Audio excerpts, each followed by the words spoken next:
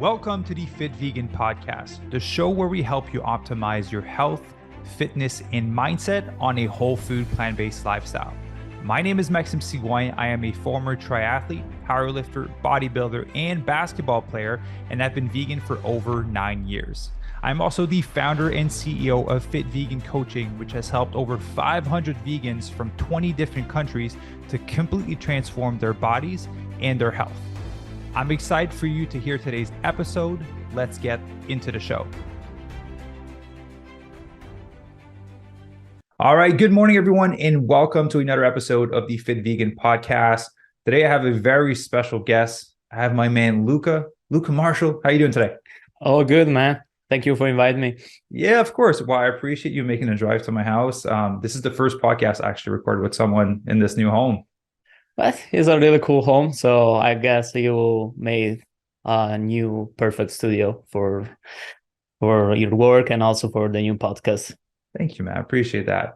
So, dude, I want to dive into your story. So a lot of people, I'm sure a lot of people that listen to the podcast, I think we have over 70,000 downloads right now, like reoccurring with guests. I think a lot of them know who you are from Instagram, but I've never found a podcast with you. So I was like, man, we need to talk about Luca because you have a really inspiring story. And like when I was texting you before, I was like, I'm sure that there's someone that's in a similar situation that you were before that is just looking for that inspiration. And I think it's just a sin to not share your story ultimately. Yeah, I don't normally talk too much about my past and my story, just because, as I told you offline, my English is not that good, so I'm trying to avoid to do podcast. Yeah, it's great, man. But yeah, I would love to share my story, so that's why I'm here today. Yeah, and I hope, and even if just one person will find some positivity and some motivation for keep going. Yeah. If it is a situation as I was before, I think it will be worth it. So yeah, absolutely, man. Well, I'm happy to dive into this podcast with you. Awesome. Well, dude, your English is great. And definitely, like I'm sure you had moments in your own journey where it just wasn't all like bright and positive. You're a very positive person, but having gone through shit, I know that it's not always like sun and rainbows. We all have days where we have bad days or bad moments. The thing I learned from what happened with my past is to learn to letting go and appreciate the small things that life bring to you. And I think that will change all my perspective about life and make me live in a completely different way that is also bringing not only positivity, but also good things happen to me. Yeah, well, you're a very free-spirited person, but usually when I meet people like that or like myself, like there's a history that led you to be this way, right? Yeah.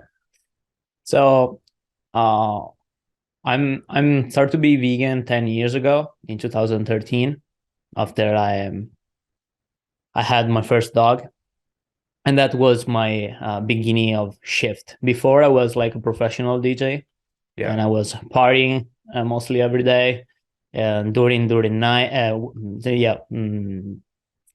living during the night and sleeping during the day. So and having drugs and alcohol. So and dealing also with people with the same values, if you want to call that. Yeah. And I was pretty aggressive and nervous all the time, and I was not feeling really good. So in the beginning, I started to cut the coffee. That for me was really essential. Yeah. I'm Italian, so coffee for us is kind of normal thing. So, but I was drinking like 20 espresso every day, and I was a lot. really stressed. But I got to 5 and I was like, I can't live anymore. I can't live like this. So twice a lot. And I always had no limits. So if I do something, I go all the way in. Yeah. If not, I would just cut it off. Yeah. So before going, and I just got the coffee, and then I was still not feeling well.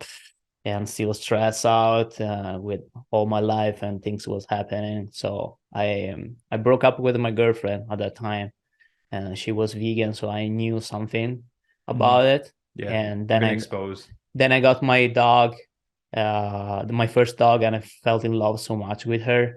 And I said, I cannot eat any other animals right now. So I will just quit. And after I got that thought, the day after I just quit eating meat and anything else. And from there, life started to be a bit better. And but after one point, I went through another separation with another person, and I also was training a lot for a competition, calisthenics weightlifting competition, and I started to have pain everywhere, and the doctor didn't know what that was, and it started to be like that. Was in 2017, and I started to have pain first on my back, and then and on my shoulder, on my chest. I was not able to sleep properly because like in any position at one point I felt like a stone on my chest. That was so painful to breathe. And so I started to take painkiller, and the painkiller make everything worse because at one point I was not able to walk anymore because my Achilles tendons or both feet get inflamed, my heel get inflamed, my foot plantar was inflamed, so I was not able to put my feet on the ground because it was extremely painful. And I went to many doctors, did like run tests like for months about everything because they don't actually know what was the problem, because from the blood test everything was kind of fine. So but at one point I was in a wheelchair. I was not able to get up from my bed and go to the restroom in the morning without taking a painkiller. And that just kind of like happened all of a sudden, right? There was no like accident or shocking thing that happened. It just kind of like gradually your body started. I just had in the beginning the problem was on my back, and I was trying to still training.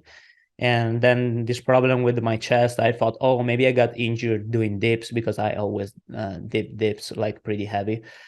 So I just kind of rest a little bit, but the pain was not going away. And once I started to take a painkiller, the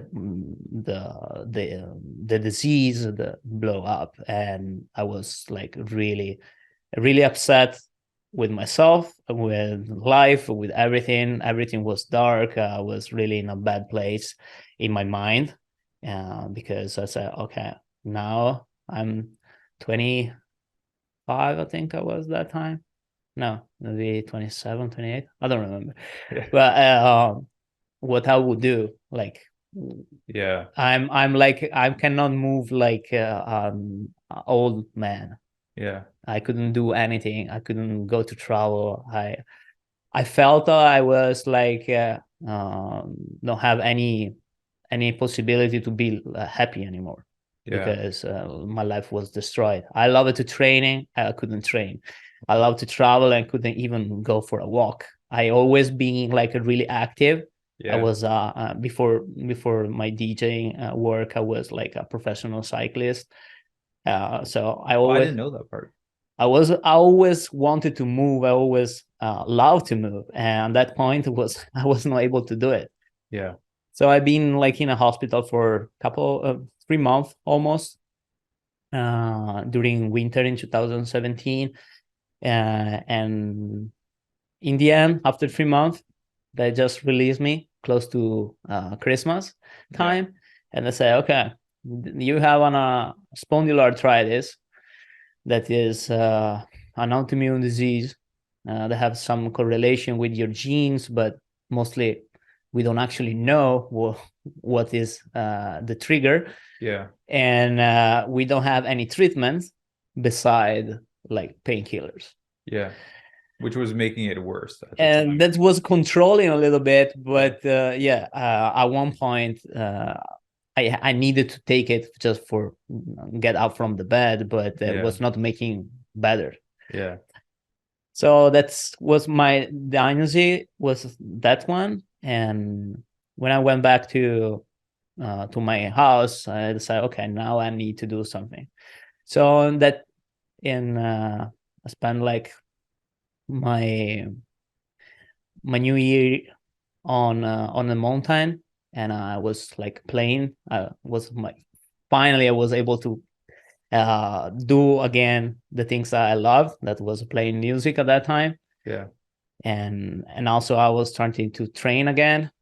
And in January in 2018, I decided to come to Venice in California because it was one of my dreams. I say, okay, since my life is like this, I don't know what will happen next. Yeah. So I want to do it, and we'll just do it. Yeah. And I spent like 3 months in Venice, and I fell in love. I was still in really pain. I need to take 2 painkillers, once in the morning for like go to the gym, Yeah. and once in around 12 for be able to finish my day. So it was still annoying. By that I start to feel like, okay, if I want to become better, I need to do something different than before. And just this trip helped me a lot, also because I started to meet other people with other belief and think that was different of like the Italian mentality that I was grow with. So when I went back to Italy that year, I started to cut off everything, cut off the medication, cut off all the things that was like trigger me like stress. Mm-hmm. So I cut the work that I was doing, and I started to do things that I enjoy to do, like spend time with my dog in nature and do kind of work as a personal trainer. That was something that I love to do. And I took like a couple of weeks where I did detox of everything, like first of all water fasting, and then like being real vegan for a while. Also because I was already vegan, and the doctor in the hospital said, oh, maybe this disease happened because you're not eating meat. That is a kind of bullshit. But anyway, that was the first thing they blame as soon as that was the first thing they said. And also they gave me like cortisone for like a couple of months. And they couldn't see anything in my blood, and they start to say, oh, you're not taking the medication. I was just, I don't know, drinking a lot of water and doing like my normal healthy life. But anyway, when I cut everything after the detox, I started to feel a little better. And I couldn't, and like I remember that in like September 2018, I was finally able to walk for 30 minutes. Before, and without be in pain so much. And from there, I saw that the thing I was doing with the meditation, with the breath work, and also like try to letting go the stress I had was working.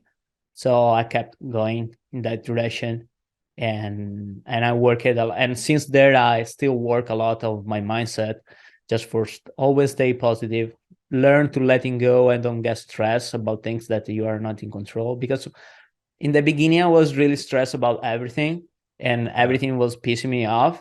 If someone was doing something wrong, or things that happen normally in life.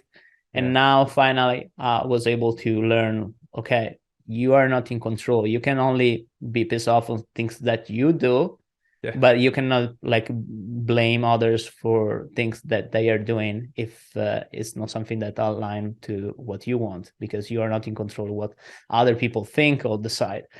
So once I learned that, I was able to letting go better, and I start to feel like relief from that pain. And also with that, less stress bring less pain on my body. So you saw a direct correlation. That's and that is why, and where I finally understand that the stress was the most trigger for that disease. There's for sure like a correlation with the gene that I have, but mostly the problem is the stress. Yeah. So once I was able to manage the stress, everything else went better. So and from there, I just decided, okay, now I will just do only things that I really love to do. Yeah. I will try to help others. I always wanted to like coach other people and be able to help other people. So I love fitness. I love calisthenics, and so I started to do it there, like a more like in like a kind of business way, like kind of work. Yeah. And from there, I had a lot of things that make me happy with the clients, and my life transformed. Yeah. And so that is the beginning of my journey to heal. Yeah. Essentially. Yeah. Well, man, I appreciate you sharing that. There's so much in there that I want to like dive into. You know, the first part, like, do you think there's a connection, obviously, with like the nightlife and kind of how you were living before that kind of triggered it? Do you think that was kind of like the initiation of it, or it just was? I mean, I was sleeping like 4 hours per night from when I was 18, not maybe 16 to 25. Yeah. So for sure, like the sleep Something played into it. deprivation for sure brings something, but mostly was like the anger I had and the stress I had. I believe that trigger the disease, and then like things that was going and the thing that were not going like I wanted. And I was not able to let go of the things and just relieve myself from a mentality that was like keeping me attached to things that I didn't have any control on it. Yeah. So I think that's maybe also the life for sure. Like was not a healthy life, that drink all nights and take drugs and other things. Yeah. For sure, but I think the major part was the stress. Yeah. Well, the mindset component of like, and also the mindset. But like the anger part. So you talk about like letting go being the biggest lesson. So obviously the opposite side, if we look at the character trait that you had that led you to be there, was like a sense of control. And I want to explore that because a lot of people that listen to this podcast are like me or like you, they're very type A, right? We like it's all in or nothing. It has to be done right or not. If it's not done the way we want to, like screw it. Like, so how was that internal shift for you to go from like ultimately like I want everything to be done right in a controlled manner to like, oh, it's cool. If it happens the way that it happens, it's okay. Oh, so I always being like black or white, and I'm still in the process to learn sometimes that there's also colors in the middle. Yeah, and I think it never ends, right? I think we're always I will for sure always have that feeling. As I told you before offline that I was drinking before like 20 coffee in a day, and then I quit, and now I'm not drink coffee at all. I did the same with the alcohol. I was drinking like 20, maybe more cocktail in a night when I was playing, and now I don't drink alcohol at all. Yeah, I did the same with the veganism. When I decide, I just quit to eat anything else, and I just turn vegan 100%. I never be vegetarian, anything else. But I realized that the most important things is always do some step forward and never backward. So that is a win. If something is not going as you want, but you keep going in that direction with like a small improvements every day, is a win. Because in the end, I know I wanted to be perfect, but there's no such a thing as perfection. So yeah, Yeah, it's something that I learned with the time. Yes, we're forever building, forever sculpting. Yeah, we are able to like improve for sure if we want. Mm-hmm. We'll be probably never be perfect, but the most important thing is never go backwards. Yeah. So with the whole bad habits or with bad relationship or anything that is in our past, because we are always improve and become something different. Yeah. I love that. You know what? I just realized when you shared that, it's such a positive way to view self-improvement, because a lot of people kind of like, I've been in the same boat as you. It's like we're reaching for this idea of perfection, but by thinking that this external version of you is perfect, by default, it means that you're not. And so Yeah. it leaves you more in a miserable state. But what you said, instead of like focusing on like this external version of you that you are currently not, therefore you're in a deficit, is just like there's no end version, but it's just don't step back. Yeah, Right. it's a journey. We from when we burn to when we will die, it's we are on this journey that is life, and we can always improve. That is the most important thing. That's I don't see like any final goals or final version of myself, but I Mm-hmm. see like myself like improving every day. And even sometimes there's some period that I improve less, some period that I improve more, but yeah, Yeah. the most important thing is keep doing it. Yeah. As long as you're not going backwards, you're going Exactly. forward. Yes. Yeah. Even if it's just a little bit every day, it's fine. Yeah. And that's that we all always have room to improvements and to Yeah. learn new things and get new knowledge that will shape our reality in better. Yeah. And man, that's why I wanted to talk with you on the podcast, because like I said, every story is powerful and it can impact someone's life. And usually the deepest life lesson come from deep pain. Someone that hasn't gone through anything doesn't have those realizations, right?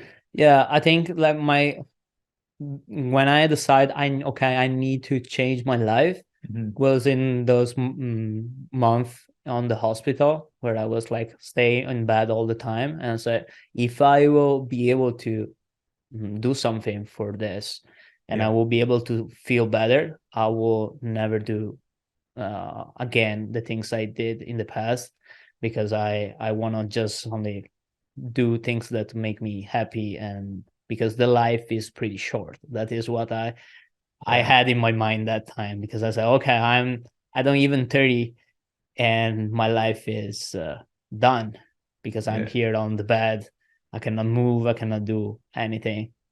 Yeah. And so uh, that realization shift my life completely Mm-hmm. and make me realize, okay, you can if you want, you can do like improvements, Mm-hmm. and you don't have to stay stuck in your past.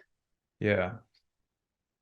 What made you like stick through all of it and see the light on the other side of the tunnel? Like what was it that I would say kept you motivated, but I don't think that does justice to kind of what you had to go through. Oh, I don't think there's motivation. I think more the motivation is consistent. When I start to feel this pain, the first thing the doctor said that, oh, you cannot work out anymore, for Mm-hmm. example. Yeah. And that was really bad for me because I had already like I was competing in the calisthenics. I was like a new personal trainer, couple of years, Yeah. and that was my vision of my future. That was my life. And when he said, "Oh, you cannot train anymore," I said, "Okay, you don't have your life anymore. You have to find Yeah. something else." And I didn't want it because I really love to train. Yeah. So even if I was in pain, I was keeping going to the gym every day. And I think the consistency to keep doing it, it helped me to release the stress and also to feel better with my pain and my body. And when I start to focus in like really small improvements, And when every day that I was okay, I'm not that in pain. I can walk like a little bit more. I can lift a little bit more. That for me was an improvement. So I was happy about that. And I was celebrating that wins. Yeah. And that helped me. That helped me a lot. Also, meditation. I always been a fan of like Joe Dispenza and the thing he talk about, like to uh, build, let go your past self and build up your new self. So I was Yeah. spending hours and hours just meditating and try to see in my mind the version of self I wanted to be, a version without the pain, version stronger and happy. And I think that helped also Yeah, to for sure. go in that direction. Yeah. And Well, I love Joe Dispenza's work as well. And there's definitely a lot of power in that. And it's cool that you got to experience it through that, I want to say, like dark time to kind of bring you where you're at now, because looking at you now, people wouldn't know that, right? Like it's yeah, you dipping 4 plates, doing pull-ups with like 100 pounds. Like shit, Lucas has always been like this. yeah. Some when I talk sometimes I still have pain. I'm sometimes on my shoulder, or but are different. Like is different because it don't go too deep as was before. Like I can have pain on my shoulder for a couple of weeks and then it moved to another place, and it's always like probably 10% of what was a couple of years ago. Yeah. And so yeah, for sure I did a good improvement from the time I was in the bed. And but I believe that I'm not done. I believe that I still have a lot of um, steps to do through like be the best version of myself. I for sure improve my quality of life, that for sure, Yeah. and the way that I deal with the stress. Another things that I normally do is also ice bath. And like I did a course with Wim Hof for because he was talking about like that you can control your body, yeah, your autonomous system. So I said, okay, I will learn this so I will be able to stop my body attack itself, because Yeah. that is what an autoimmune disease does. uh, and I still not yet there yet, but the things that cold helped me also is to be in the present moment and release the stress. Yeah. Because like when you get into really cold water, your body will just turn alarm everywhere because it's like a really huge stress. Yeah. But the fact that it is a control term stress, like a couple of minutes, or in my case like 20 minutes now on the cold, Yeah. but it's something that you is have like a beginning of a hand. And when you start to learn about staying in this state of mind of stress and letting go, also other kind of stress that can be emotional stress for relationship or work, or like even if you drive and someone do shit Cuts on you the off. road, Yeah. you are able to letting go easier. So I Yeah. believe that, and I believe that also that helped me a lot to arrive now where I able to say, okay, this happened, but I cannot do anything about it. I just will let it go. Yeah. Isn't that interesting though, how you step into a stressful environment, but it helps you be less stressed, right? So stepping in an ice bath allows you to de-stress ultimately. Yeah, because we normally when we do anything else, we are not fully focused on the present. We're always looking forward to the next things, Yeah. to the next work, to the next work we are going to do. When you are in the cold, if you want to be able to stay in the cold without freezing, Yeah. you I need can't to think of be anything else. present that moment. You need to focus on your breath. You need to focus on the reaction of your body, and there's no wrong to think about anything else. Yeah. And that was my first um, time where I was completely like in the present without thinking about anything else. Yeah. And that's for sure a great teacher, the cold. Also the heat, like you that can happen also if you do sauna. Yeah. But I prefer the cold. It's different. The cold is I prefer definitely, the cold. you can be, heat is like, I know, it relaxes you at first to a certain extent, but the cold just forces you to be present. Like it's Yeah. really hard to think about what you're gonna do after when you're Yeah, in there. exactly. Yeah. Dude, I love to talk about the identity piece of exercising because yeah, first of all, I didn't know you were a professional cyclist before that. Okay. Yeah. What else did you do before? Oh, I did many kind of different sports. Of course, I tried to play football because I'm Italian, so Yeah, it's yeah. something that you have to do. But I never really liked basketball or football, soccer, not football. Yeah, I figured. And but I didn't really like it when I was young. Play with the balls or in team. I was a bit wanted to play for myself. Yeah. And my dad had this huge passion for the bike, Yeah. and he was biking all the time. So when I was 7, I started to ride the bike, road bike, and yeah, I did professionally for many years. I really love to. I still when I have to do cardio right now, You're just biking. I bike, Yeah. and if I have to choose between like catch the bus or ride the bike for 20 miles, I would just ride the bike. I don't really like buses or other thing. Yeah. So I still love the bike. At one point of my life, I was like a teenager. I had to choose between the sport Yeah. and like this ambition I had to kind of be famous or like playing in the clubs Yeah. as a DJ. And I choose to play in the club because it was more fun. Yeah. And after also because when you like train 4 times, 5 times a day uh, for like 10 years, uh, you want to experience something else. Yeah, sure. And I was like, my life when I was young was like train on the bike, and then on Sunday go to the competition. Yeah. So that was for years. Yeah.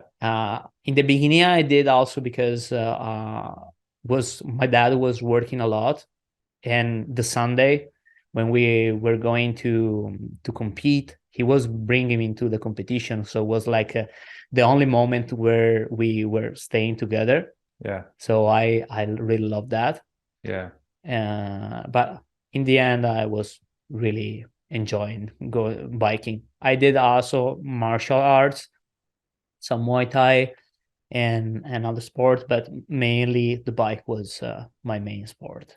Yeah. And then I quit. When I started DJing, I started to approach also to the gym because in the clubs everybody was like fit and buff, and so Yeah. okay, I wanna grow some muscle, and that is why I decided. Then I fall in love with calisthenics. I really love to. I started to see Frank Medrano do things and say, "Oh, okay, I Yeah. wanna be able to use my body and have strength for do like a whole position like gymnasts do, like Yeah. front lever and other things." So I said I would start to train for in that direction.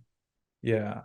So so basically you've been an athlete, I would say the majority of like you've been an athlete longer than you've not been an athlete Yeah, I at this kind point. of yes. So, so people that deal with like injuries or things that happen where they can't train anymore, kind of like in your scenario, as athletes, we have our identity is wrapped up around being this fit person that works out. And it's like, it's such a part of who we are.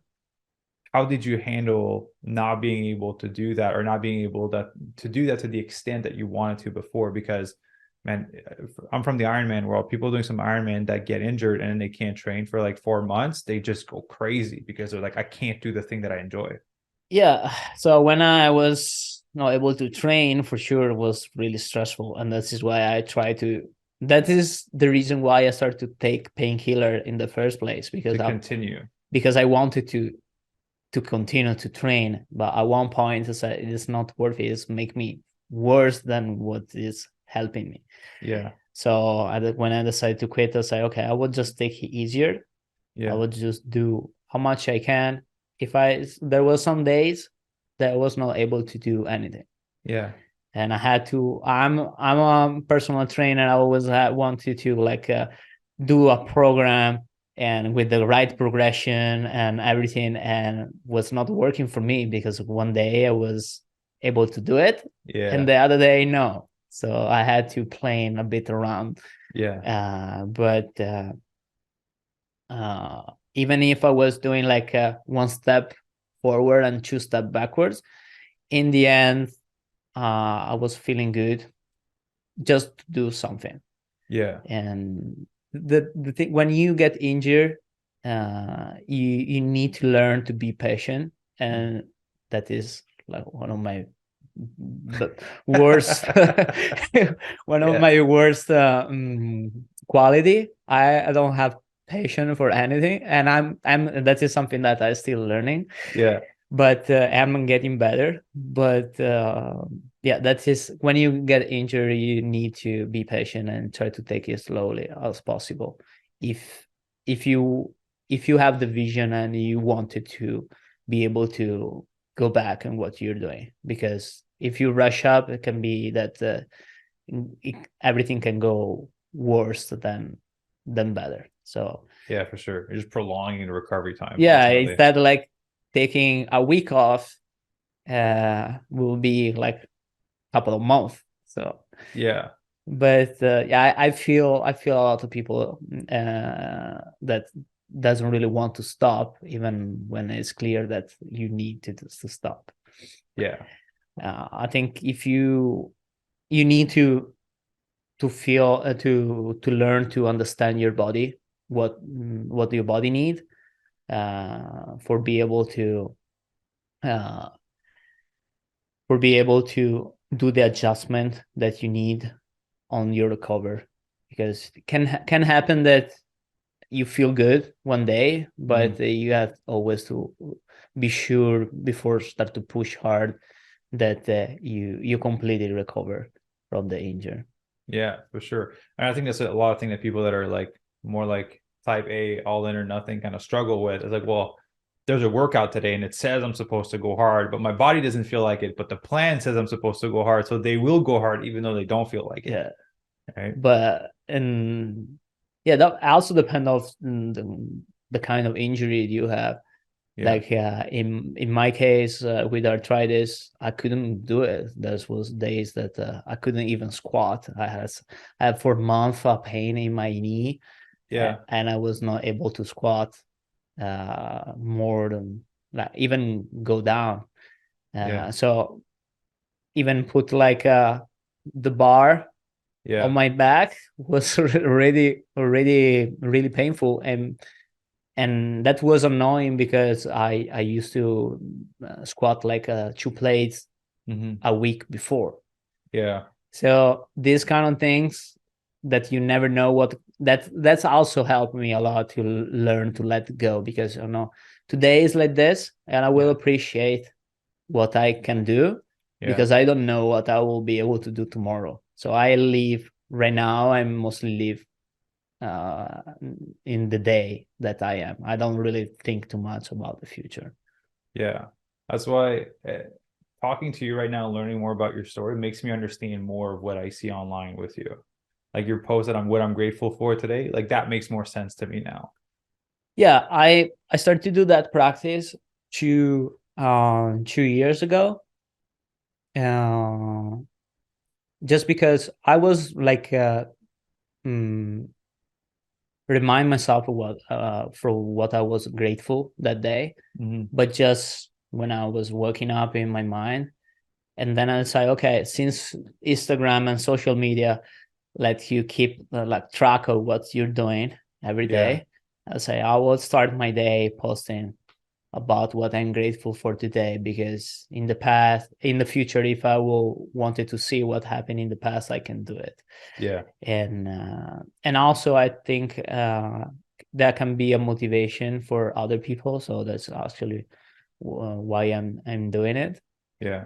But yeah, I believe that start your day with a good intention, and remind yourself the positive things that happen in your life is the best way to start your day.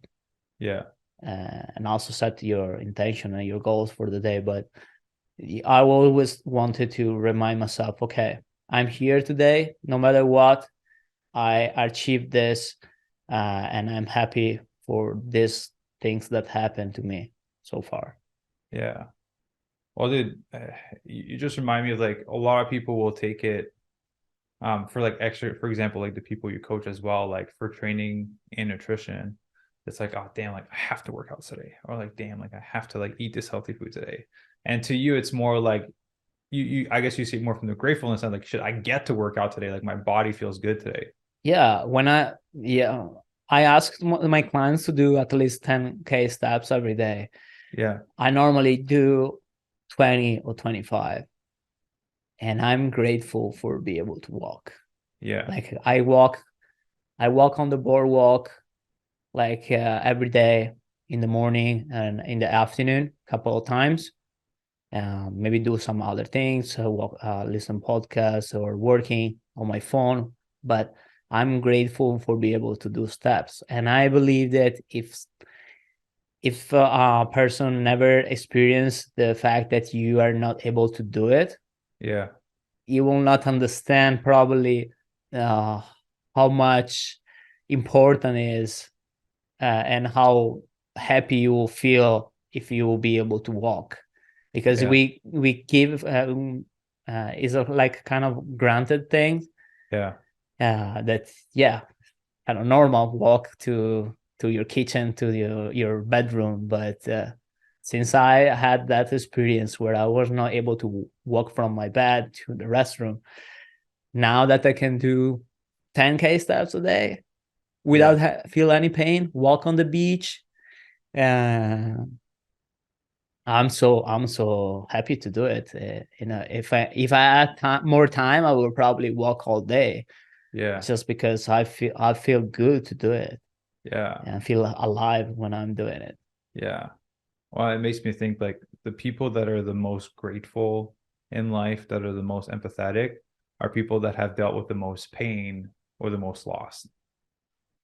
Yeah, I think pain and loss open your eyes on things that we normally keep as granted, and Yeah. they are not, because uh, life have a beginning or hand for everything, and Yeah. things change. So if you're able to realize that, you will appreciate more what life is bringing to you in this particular moment, because tomorrow can be. And I think also COVID, all the situation that happened with the COVID should open our eyes to the fact that one day can be in a way, and another day can be completely different. Yeah. Can't leave your house. Yeah, you stuck in your house for months. Is it doesn't happen. Didn't happen here in the US, but in Italy they were stuck in that Yeah. house for months. Canada too. For months. Yeah. So you couldn't leave your house. You just forgot to grocery and walk your dog. So uh, Yeah. Life it changes really fast. yeah. So we need to appreciate what we have in this particular moment, because yeah, you never know what will happen. Yeah. So talking about like kind of the immune issue, the autoimmune disease that you're dealing with. So from the sounds of it, it sounds that's from you continuing to exercise, obviously continuing to eat plant-based and kind of doing all these stress management, mindset shift, that internal work is kind of what helped you feel better. Ultimately bring it from like 100% to 10%. You mentioned that you were kind of feeling. Yeah. Um, I did many improvements with my diet, and like and improve my omega-3 intake, work like to like adjust my diet for be less stressful possible for my body. Mhm. And I structure my training also not in a linear way, so I don't have like a normal progression as other people do.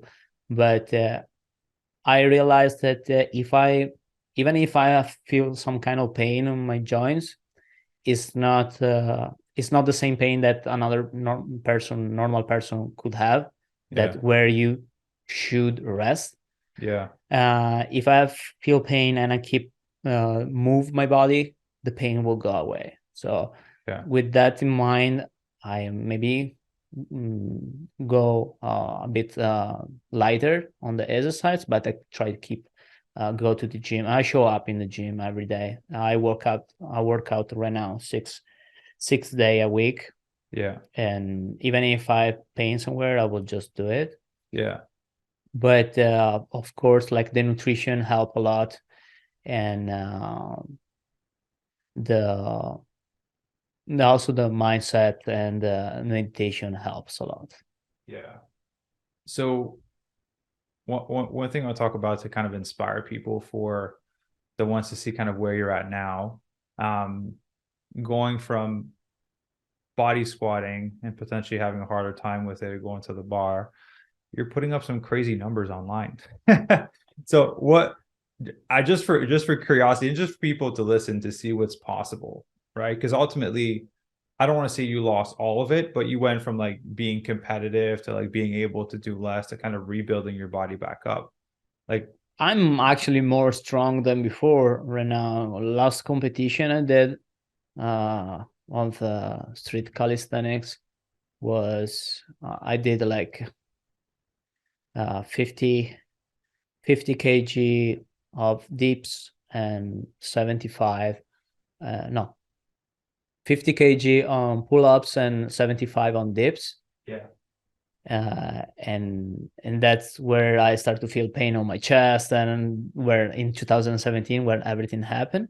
yeah, And now I can dip 95 kilos, and that's crazy, man. It's like my body weight. pull ups 60 kilos. Yeah, that's like me. It's like you dipping me with you. That's Yeah. crazy.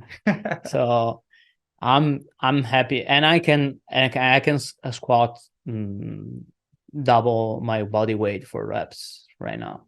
So Yeah. I also improved that. How much do you weigh now? I 160, Oh, it's just so like, yeah, 70, 71, 72 kilo. yeah. So like 320 on a squat. Yeah. Yeah.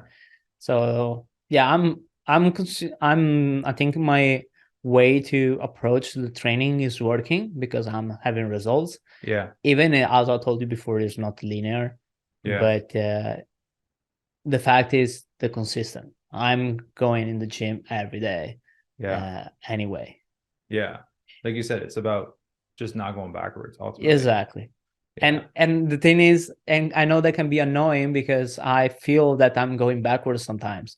Yeah. Because, for example, some days I have pain on my shoulder, for example, right now, and it's been like a couple of months that I have this pain, and I don't feel strong enough in some angles. For example, I was able to do like a handstand push-ups with 10 kilos Mhm. on me, and now I struggle to do it on with my body weight, Yeah. just because I feel that pain, and I cannot push that hard. Yeah. But I know that is a period, and that in a while the pain will go away again, and I will go back, maybe even stronger. Yeah. The most important thing is don't quit, in my opinion. And the motivation, people always wanted to be motivated. I sometimes I don't have the motivation to go to the gym. I Yeah. just go anyway. Yeah. I sometimes I want to eat something different, but I will just eat my food and track my calories. Yeah. And because I believe that the most important thing is the consistency. Yeah. The motivation come and goes. It's like money is coming ways. So Yeah. Yeah. Because I was gonna ask you, like, I I find it funny because I understand where you're coming from of like, I don't feel like it, but I still go, right? Of like, there's no progression. I don't care. I'm still going to show up and do better. But I feel like that doesn't come naturally to a lot of people. So I want to ask you, and again, your answer is you're either going to have a really cool answer for me, or you're just going to be like, I'm just wired this way. Oh, I don't know. I think I just really wanted to have those progress. Mm-hmm. That is the main reason why I'm able to stay consistent, because I really want arrive to feel stronger. So even if some days is really bad, and Yeah. I sometimes are upset with myself because why this happened to me, Yeah. why I'm not able to like have a normal progression or normal life. I remind myself, I always try to zoom out and see the progress I had from the beginning to now. Mm-hmm. And I can, when that happened, I say, okay, it's true that you struggle to do this right now, but look how far you went Yeah. so far. So that's helped me to say, okay, I will will stay consistent and do it another day, and maybe tomorrow I will not feel in this way. I will feel stronger, and I will be happy about my results. Yeah. So I think I think is something that works for everybody. When you don't see the result that you want, if you zoom out and you see from where you start and where you are, Yeah. is really powerful, because you see yourself every day, and so you don't really See the see the difference. differences. But Yeah. if you zoom out, for sure you'll say, okay, I gain like 10 kilos of muscle, and that happened. So Yeah. that means that it's working, and if I will keep going, I will be able to arrive to my goals. That but if I will quit today, probably not. So that is why I try to stay consistent and do things, even if I don't feel it to do it sometimes. Yeah. Well, you know what I just figured out with how you approach things is you don't have a timeline. Because I think that's what Exactly. stresses most people. Like, I want to get jacked by this date or lose weight by this date. And it's like the journey ends at that date ultimately for them. And for you, it's just like there's no timeline. Like if it takes me 2 years to put on 10 kgs versus 6 months, doesn't matter. Yeah, that's bringing me back to the things I said before. That is, we are always improve on like in a journey to improve. Yeah. So right now I don't have any competition or like final date where I have to prepare myself to, Hmm. and I don't want to have it. That is why I'm not competing right now Yeah. anymore. It's stressful. It's stressful, and it's something that I don't want to have. It's Yeah. stress. I want to like have the less stress possible. Yeah. So for this reason, yeah, I will just work and do what I believe that is working for like improve, Hmm. without really care if I will arrive to that goal tomorrow or in a couple of years. Yeah. But the most important thing is keep having some small results every day. Yeah. Well, man, it just made me realize like the end date ultimately is death. That's the end goal. That's the journey at the end of the Yeah, day. but So you never know when that will happen. but So exactly. So just always keep improving until the I, final day comes. yeah, and actually also my main goals is like to be able to be fit and like do my things in 20 years or 40 years from now. So I don't really try to live my life for live longer, but to live a really good life for the years that I will have. Because Hmm. if I have to pick a choice between a ride to 95 or 100 years, but spend like 30 years of my life miserable, Yeah. instead like I ride to 85 and but have a good time all the years and be able to move and do my things, Yeah. I would definitely prefer like a shorter life but a more intense. Yeah. So Well, that's a different way of thinking, man, because I know you're like early 30s. Um, Yeah, I'm 35 right now. Yeah, so like mid 30s. Yeah, I think yeah, when we had lunch, like I think it was like a year and a half ago when we were in Venice together. You said you were 34. Yeah. So you're mid 30s. That's a different way of thinking for people. People typically don't start to think about that stuff when they're like in their 40s or 50s. Yeah, I believe that if you go through like a disease like that stop you and like put some limitation on what you're able to do, you will probably think more about your future and Yeah. what you will be able to do tomorrow. Hmm. So that's I think why I developed this feeling and these thoughts about my future. Yeah. Just because, okay, one day I was able to walk, and the day after I was not able to do it anymore. Yeah. And so right now, I I wanted to live the best life I can, Yeah. because you never know what will happen tomorrow. Yeah. Absolutely.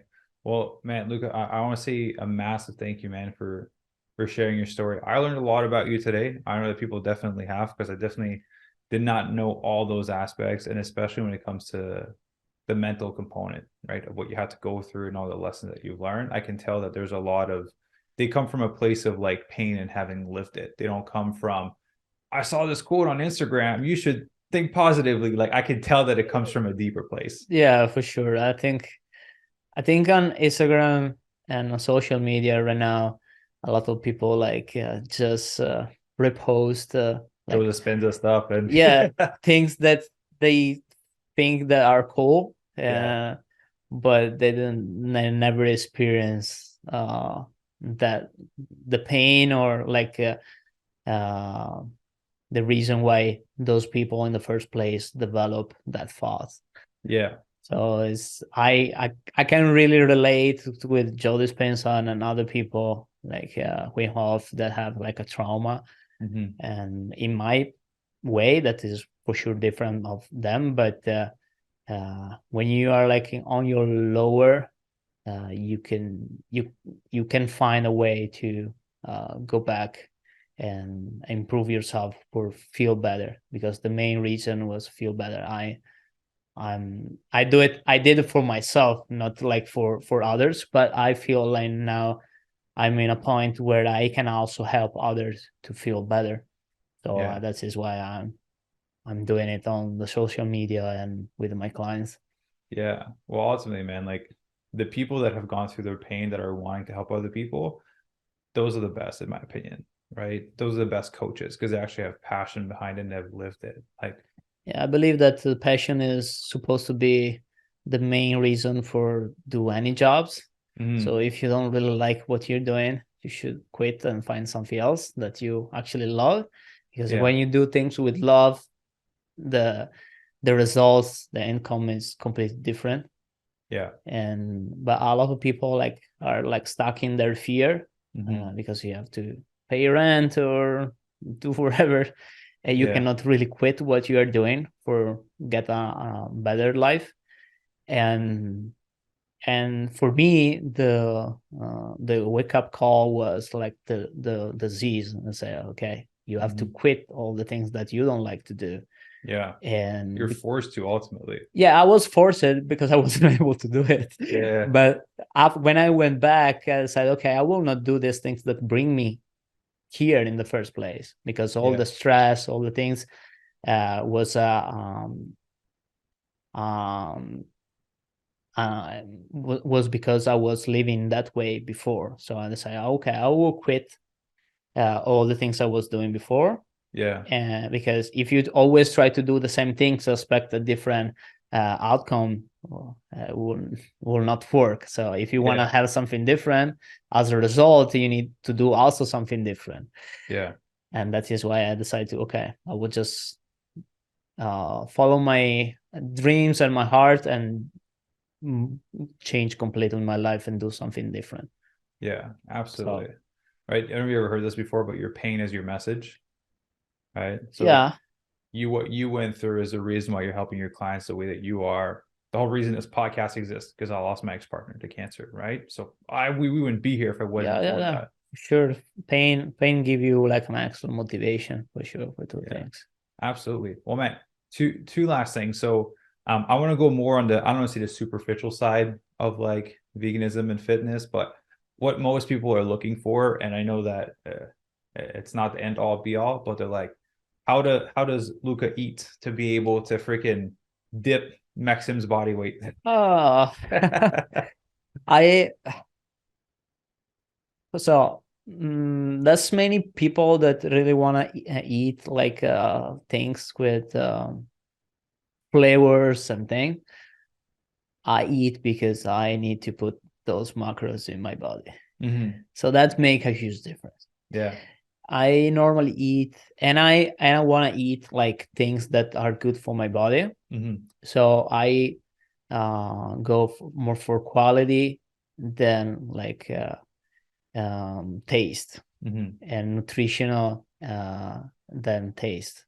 I normally eat like legumes and grains Mm-hmm. with some other kind of protein source that can be tempeh or tofu on soy tofu Mm-hmm. or soy curls or sometimes seitan. I don't eat too much seitan. And then a source of fat that can be avocado or nuts or uh, uh, olive oil sometimes is it's just because in Italy we have a good Yeah. olive oil. But yeah, I prefer to don't eat too much fat, so I really low on fat. Yeah. And that is what I normally eat: oatmeal in the morning with a protein, Yeah. uh, and a banana, like a rice and lentils and tofu for lunch, and something similar like sweet potatoes or potatoes and chickpeas and tofu or tempeh in the evening. Okay. And I also try to improve my fermented food. I normally eat like 300 grams of uh, kimchi or like sauerkraut or some fermented food Yeah. beside the tempeh, Yeah. just because I like to read the research about nutrition, and Yeah. did so many studies about how like fermented food improve your microbiota and your gut. So Yeah. I decided to improve that, and it's helping me a lot. I feel way better. Yeah. So yeah, essentially that is what I normally eat during my day. That then of course I'm Italian. I eat pizza sometimes. Yeah. If I'm able to do it by myself, I'm happier because Yeah. I can also choose the macros and the Yeah. quality of the ingredients. Yeah. But yeah, sometimes I eat out. I don't really eat out too often. Yeah. Probably a couple of times a week if I'm in vacation, like right now. But if I'm home, yeah, probably once every couple of weeks. Okay. I like to cook, and if I feel like craving for something, instead of like going out and buy it, I Yeah. prefer to do it by myself. So I actually know what kind of ingredients I'm using. I can always figure out to fit it in my macros. This is another thing. Yeah. And yeah, and I also love to test new recipes and like play around in the kitchen to see if I'm able to make something good Yeah. with the macros that I have. Yeah. Oh, beautiful, man. Well, dude, I'll say massive thank you for taking the time to jump on the show. For anyone that's listening that wants more information on how to work with Luca, I'll put all the links down below. So you're working with Jack Vegans. Yes. I'll put it this way. Some people ask me why I have other coaches on the podcast. There's enough room for everyone in this world, right? Some people are going to connect to your story, they're going to work with you. I have a very different story as to why I do what I do, right? And everyone has different ways of doing things. And so I'm saying there's room for everyone. I actually had Julian on the podcast, like I think a year and a half ago on the show. Yeah, I think everybody have a different approach and a different story. So if you relate, the first things about like uh, be coached by someone, you have to have a good connection with that person Mm-hmm. and trust, Yeah. because It's a it's like, relationship. yeah, Yeah. like in any relationship. So it's important. That can happen with you, with someone else, and the best the best fit depend of so many reasons. So I'm glad that so many people as you are like training other vegans or other people to stay fit, because it's really important to stay fit. So it doesn't matter if it's me or someone else, but it's important that we spread the message and we grow this community of fit vegans and that help others to stay healthy and like be also strong. That is another good things, but exactly. Get 90 kgs, everyone. Yeah, exactly. Good. Well, yeah, everyone, I'll put a link for Luca's IG and all his social links down below, so you guys can check him out, show him some love. I'm sure they can reach out if they have any questions for you.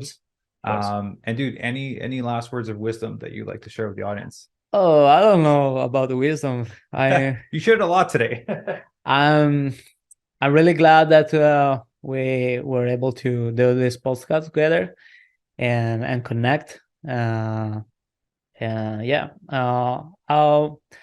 believe that it's really important to always be yourself and like really be in the present moment, and that will bring you more energy and more focus in what you want, and will actually attract really positive things. So if you are not doing it right now, like try to stay more present during your day, because they will make a huge difference in the quality of your life. Beautiful, man. Do you want to repeat it in Italian for Italian listeners? I don't know, dude. No, you don't have to. Yeah, so we have Italian listeners. Actually, we had a bunch of people in Italy that listen to it in Europe. Yeah, when I speak in English, I need to change my brain. Yeah. So I have a hard time sometimes to go back to speak in Italian. And I also right now that I'm speaking mostly in English all the time. Yeah. And I have like a couple of friends and that I speak in my family that I speak in English. Yeah. In Italian. I sometimes I speak like in Italian and I don't remember some words. I have to say it in English. So it's a bit confusing. Right now, say it in Italian could be a bit challenging. Hey man, I'm French originally. Same thing. When I talk to my parents, like half the words are English. When I text them, I text like I'm like in third grade. Like I just forget how to write the words. So yeah, no reason. Well, dude, I really appreciate you hopping on the show. And now we're gonna go crush a workout together. Yeah, let's do that.